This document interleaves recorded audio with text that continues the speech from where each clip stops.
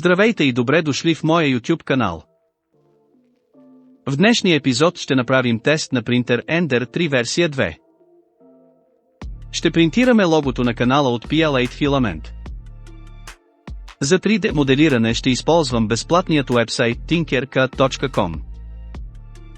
Там ще генерираме 3D модел от SVG лого, след което ще добавим кръгла основа с диаметър 50 мм. Експортираме файла и го зареждаме в слайсера Cura 5. За да отпечатаме логото в два цвята ще използваме функцията за спиране на печата на определен слой.